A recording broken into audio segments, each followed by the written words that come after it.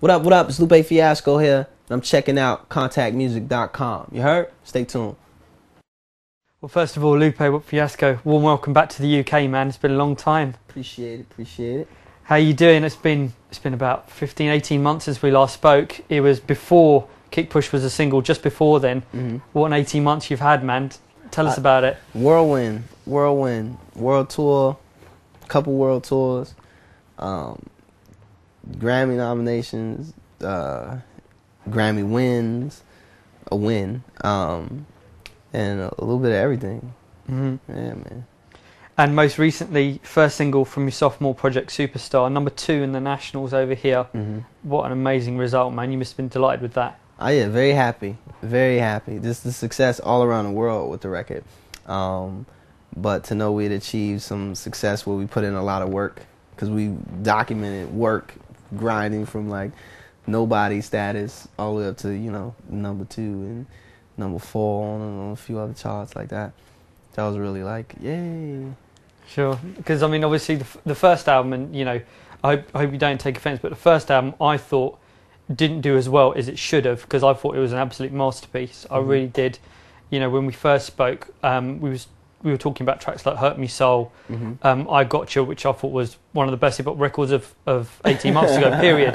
You know what I'm saying? And like, you know, I'm glad that obviously there was a video for I Gotcha, and you know, you had about 3 or 4 singles from the first project, but you could quite easily have just hand-picked, like, out of what, 18 records, you could have picked like about 14 of them as singles.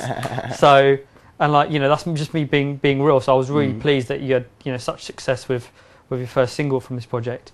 Paris Tokyo is a new single, very different to Superstar, and I think that's a good thing. Very old school sounding.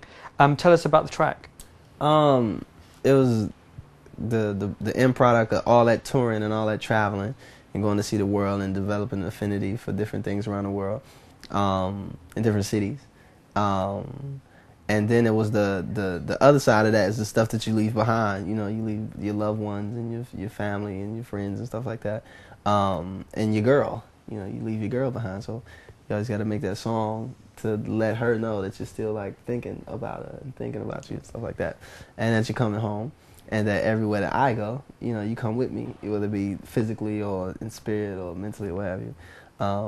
And the old schoolness of it was just soundtrack. You know, that soundtrack again. You know, soundtrack is the man behind Kick Push. He's the man behind Superstar. He's the man behind Paris Tokyo. So it's just him, me sitting with him, and him coming up with, yo, now this. You know, okay, now here's another one, completely different from that one, and here's another. You know, and just following suit. Sure. I was going to say actually, because Soundtrack has done pretty much your whole album, hasn't he? It's in both projects. Yeah. You do keep it sort of first and 15th. You keep it very much in house, don't you? That must be obviously very close to your heart to do that, and like I think that's, you know, it must be very well. I'm sure it must be very easy just to have people like obviously Kanye West or Snoop Dogg or whoever it is just to jump aboard because they'd want to, you know. But for you to keep it in house, I think that's a great thing, man, because I think it expresses you as an artist, as an individual, and I mean, I'm just assuming that must be very important to you. Oh yeah, definitely. To everybody that like Matthew Santos, you know, Matthew Santos, who sings the hook on Superstar, is first and 15. Soundtrack is first and 15. Paris Tokyo's soundtrack first and 15.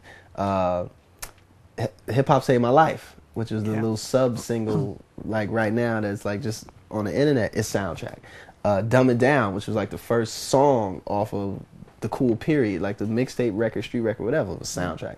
So it's very important for me to make sure that my people get the looks, you know, they get those first looks, because as long the stronger that I make them in their own right, the more respect that they get in their own right, it just means that it makes my job easier, you know. So it's like next round, it's like, so who you got on the soundtrack? Who you got on the album now? It's like, you got soundtrack on there, you know, because now soundtrack is equated with those other guys, those producers, because he has top 10 records and Grammys and Grammy nominations and stuff.